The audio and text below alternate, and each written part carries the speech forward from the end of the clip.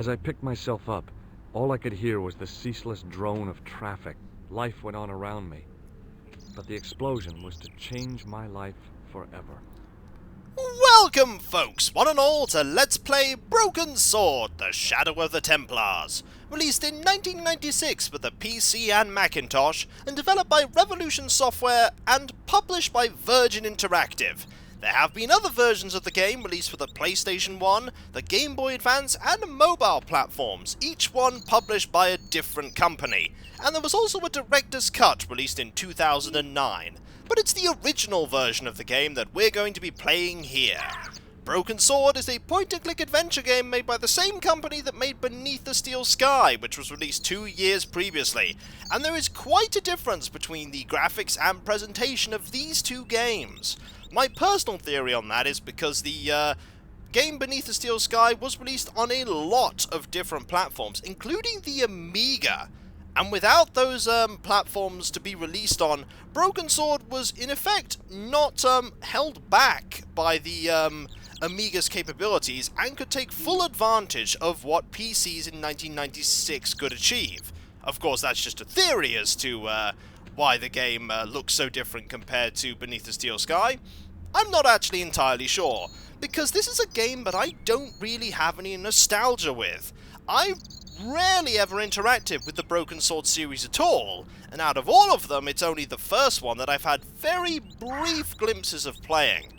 I've never actually owned Broken Sword until very, very recently, and so this is going to be a very new experience to me. There are a few things, however, that I do know about this game.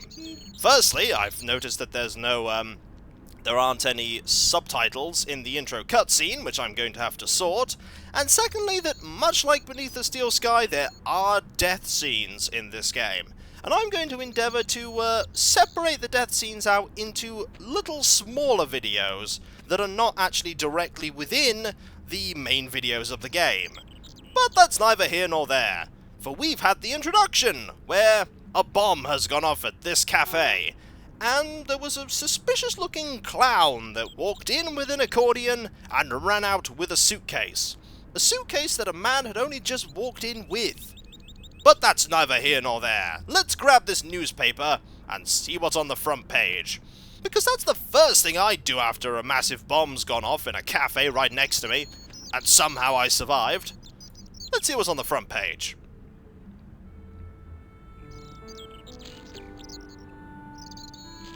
The leading article referred to the visit of a Nobel Prize winner from some unpronounceable Eastern European state. That was the only news story. The rest was rumor, gossip, and sensationalism. Then I noticed the writing at the foot of the page. It read Salah ad-Din, 1345. Well, we'll take that with us. It's always handy to have a newspaper. Also, the character here, George Stobart, has the ability to basically carry anything. I'm pretty sure all actual protagonists in point-and-click adventure games can carry anything they want within their coats or their jackets or even their trouser pockets. They seem to have trouser pockets and jacket pockets of holding, with extra-dimensional space that literally allows them to pull anything out they want. But hey, let's keep exploring. Let's have a look at the covering here. I contemplated crawling under the umbrella and pretending none of this had ever happened. I'm pretty sure you're not going to be able to do that. Our protagonist does think a lot, and we're going to be hearing a lot about his thoughts. I considered climbing the lamppost, but it wasn't going to shed any light on the affair. He's also pretty terrible at puns, much like I am. We're going to get along just fine. I considered straightening the table, but I figured it best not to disturb the evidence. Unlike that newspaper that you just picked up, I'm pretty sure that will be classed as evidence. Also, remember when he said that there was the ceaseless drone of traffic? This really isn't the ceaseless drone of traffic, this is the occasional car horn beep. And the sound of birds. I wish this was the ceaseless drone of traffic, that would be amazing. Anyway, let's see if we can actually go into the cafe, because there was a waitress in here. We've got to see if she's alright. Let's hope she's not dead. I examined the jagged glass remaining in the window. It was broken, all right. As opposed to perfectly ordinary and non-broken jagged glass, eh? Well, let's step in and be prepared for absolutely anything. Absolutely anything.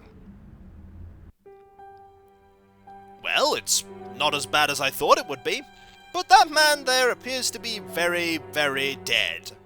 Let's check, though, just in case.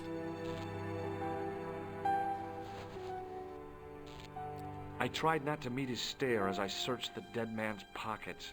No wallet, no papers, no credit cards. The guy's past was a blank page. Well, we're not going to be able to get any information there. There is also this bottle of alcoholic beverage. Let's see if we can take it. I needed a stiff drink, but I hated the taste of brandy. No drink for you, then. Let's check if she's alive. The fact that there is a not an examine icon or a use icon, but a talk icon, pretty much says that she might in fact be alive. Let's find out.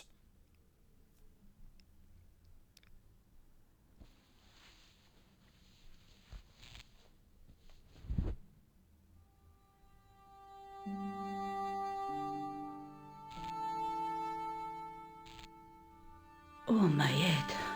Never again. How much vodka did I drink? Oh, no, don't tell me. What is your name, Sherry? George Stobart, ma'am. Oh, American. She asked the question quite innocently, but I could sense her reserve. It was something which seemed to afflict all Europeans. You look like you could use a little help. I could use a little drink. I feel sick, dizzy, and bruised. I don't even remember the party. Just relax and take it easy. You've been knocked out. You don't say. What happened? There's been an explosion. You should try not to move. Are you a doctor? We do have choices in this game. We could quite blatantly lie here and say that we're a doctor, but I don't think in the long run lying's going to really benefit us here. So, let's be honest. We indeed are not a doctor. No, but I used to play hospitals when I was a kid. Can you remember anything at all? No. I need a drink. Pour me a brandy.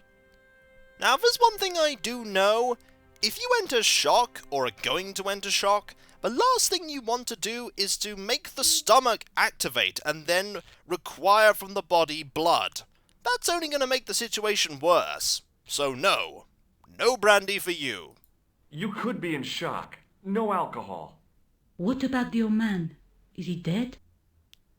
Yes, the old man is dead. And I think we should be pretty honest about that. We should be honest about that. Because she might find out anyway. Of course, if we lie about it, we might find out more information.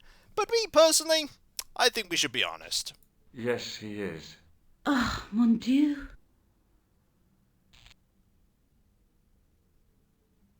Well, we didn't find out very much there at all. I suppose if we'd have actually said that, no, he wasn't dead, then she might have told us some information. But being honest is the best policy here. Right, there's not really much else we can do. We could try to talk to her again. She didn't respond. If I wanted another cappuccino, I'd have to serve myself.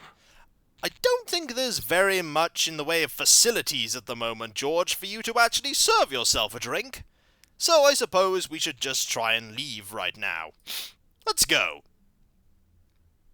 Let's go, just straight out.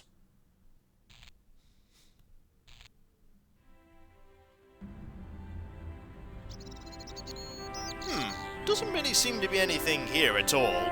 But I suppose we could head this way, or we could head that way. The screen does scroll if you move.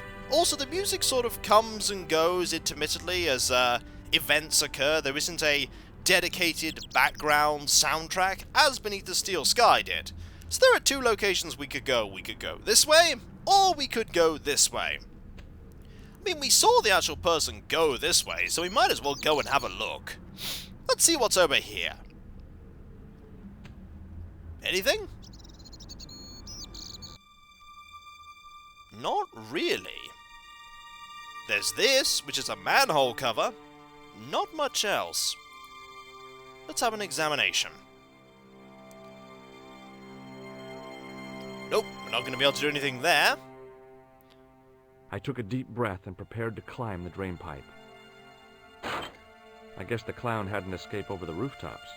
No, I don't think the clown has escaped over the rooftops, and I don't think anyone's ever going to by using that ever again. In fact, I don't think anybody ever would have been able to anyway.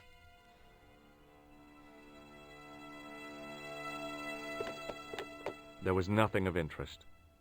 You know, you could actually just, like, crouch down and have a look instead of just kicking it.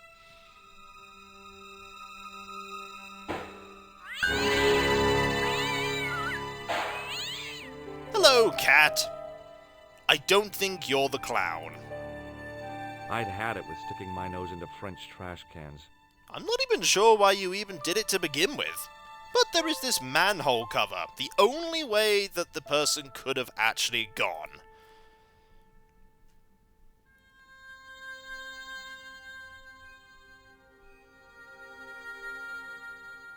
I tried to lift the cover with my fingers, but couldn't gain any leverage. There are specific tools, if memory serves, that you actually need to open such things. We do not have such a thing. We have a newspaper, and that's pretty much it. So, let's go. We're gonna have to find some sort of tool if we want to get through there. And there is only one more location we can actually go to, and that is up the street. I mean, there is somebody over here that's happily working away without even considering the fact that there was a explosion just a short distance away. Maybe he's wearing those headphones that block out all sound because of the machinery he's working with. Let's find out. Would seem not. Freeze! Hold it, right there. Oh, don't shoot. I'm innocent. I'm an American. Can't make up your mind, huh? I demand to see the American consul. Drop your weapons and get down on the ground. Put that thing away, Sergeant Moo. I apologize, monsieur, but I cannot permit you to leave. Am I under arrest? Ah, no, I would simply like to ask you some questions. En avant, to the café, marche. Well, off we go! Looks like we're going to be questioned. And not shot. What a mess. This bombing is an outrage, is it not? Stop that, monsieur. Stop holding your breath at once. Has it occurred to you that he may be dead, Moo? Oui, monsieur. But I prefer to look on the bright side. Besides, I recall a case where the killer escaped by feigning death. However, in this case, the man is quite dead. Clearly, the killer knew of his presence and... How many times have I warned you about premature extrapolation? All we know is that he is dead. It seemed reasonable to assume... A great detective assumes nothing. Take Maigret, for instance. But he was a fictitious character, monsieur. Why, he was no more real than Poirot or Tintin. That's different, Moo. They were comedy Belgians. Anyway, it is unlikely that even you will learn much from talking to the dead. Examine the girl and take her statement, if you can.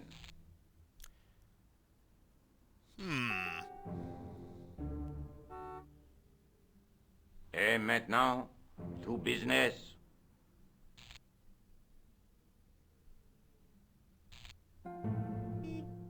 Your name, please? George Stobart. I'm from California. And what brings you to Paris, Monsieur Stobart? Travel. I'm touring Europe. You chose well. The city is most beautiful at this time of year, no? Yeah, I guess so, apart from the bomb blasts. Were you in the vicinity of the cafe at the time of the explosion? Yeah, I was sitting out on the sidewalk. I was lucky I wasn't killed. The inspector passed over my remark with no reaction. Did you see the deceased enter the cafe? The first choice that we have during this little exchange.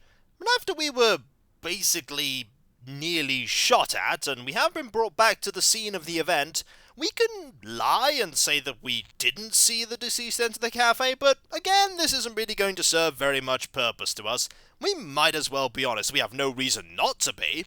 So, yes, we did see the deceased enter the cafe. We did. Yes, I did. Was he alone? Yeah. And did he say anything to you? No. He was more interested in the waitress. Did you see anyone else in the cafe? We did. We in fact saw a clown. There's no evidence of the clown being here right now, but we did in fact see a clown. Let's tell him that. Yeah, there was a guy dressed as a clown. He was carrying an accordion. An accordion? Bon, the picture is forming in my mind, and it is not a pretty one. Is the girl all right, Moo? She'll live. She confirms the American statement. A clown with an accordion, no doubt an elaborate and eccentric disguise. Very well. Eh bien, I have heard enough. What do you mean? I am satisfied that you know nothing. You may leave. I hope this little incident does not spoil the rest of your vacation. What about my personal safety? Can't you at least give me some advice? What can I say? Stay alert and look out for suspicious characters. And don't cross the road until the little man shows green. Great advice. I honestly believe you are in no danger, monsieur. Should you remember anything of importance, please contact me. My card. That'll be handy. Thanks. That is all. You may go. There's not much to go on, monsieur. On the surface, no. But what lurks inside the subconscious? If the door can only be opened. Are you serious, monsieur? I thought your interest in psychic detection was purely academic. Academic? You are about to witness a scientific breakthrough.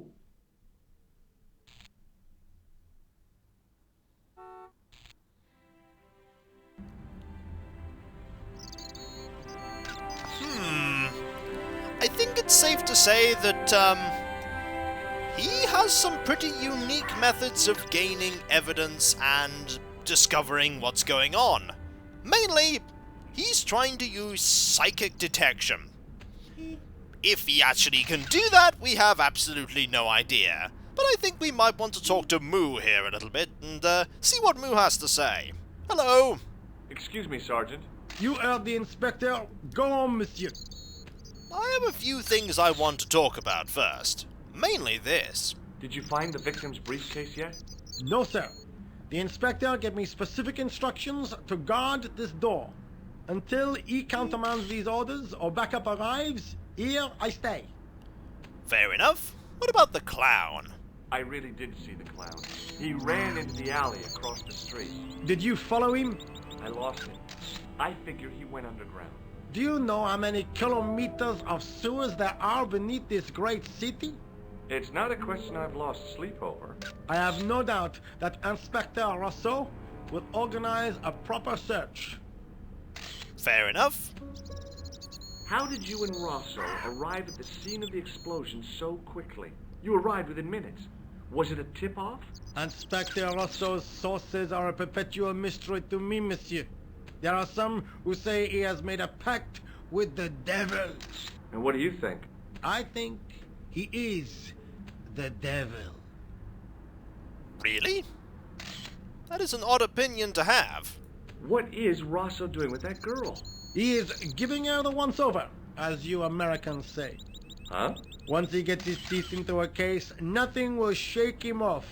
Was he serious about all that psycho-detective stuff? Of course. Inspector Rousseau is a pioneer and a visionary. His revolutionary methods, once perfected, may change the face of law enforcement forever. I can't see it taking off in L.A. No, neither can I. I was one of the last people to see the victim alive, Sergeant. Does that worry you? Yes, it does. I feel I owe it to him to find his killer. That is best left to the authorities, monsieur. Did he speak to you? Tell you anything? No, he just grinned and nodded. Don't let it trouble you, monsieur. Go home and try to forget. Fair enough. We shall indeed go home. But first, let's click the paper. I found this in the street, Sergeant. That, monsieur, is a newspaper, no? There's a note written on it.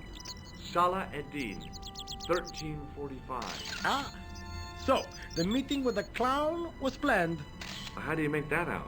The time of the explosion was between 1:30 and 2 o'clock, n'est-ce pas? I guess so. But what about the name? Aha! That stumped you, hasn't it? I have never been stumped, as you put it, in my life, monsieur. It is the name assumed by the clown, no? Salah Eddin the clown? I don't think so. Apologies for the quick interruption there, but indeed, that is a bit of a jump of logic for Moo to go by there. We've no idea if that time is actually linked to the meeting between the gentleman that died and the clown, or if it was a meeting between him and someone else. We've absolutely no idea. We'll also click on this card, and then I think we'll call it the end of the conversation. Look, Sergeant, the inspector gave me his card. Yes, monsieur. He wants you to advise him if you have any information concerning this case. Well, I'd be glad to talk with him, but I don't want him working his psycho weirdness on me. Ah, no, monsieur. You are confusing the science of parapsychology with witchcraft. Oh, yeah? What's the difference? We don't do sacrifices. Fair enough. I think we're going to end this conversation now. See you later, Sergeant. And with that, we have finally took our first steps into trying to figure out what's going on. Because yes, indeed, we're going to basically try and figure out what's going on. Because like any good point-and-click adventure game protagonist, George does not know when to take a step back and decide that this isn't in fact his business. So we're going to make it our business. And if we're lucky, we might not die at the end. So, I'll catch you next time, folks. And I'll see you then. Later.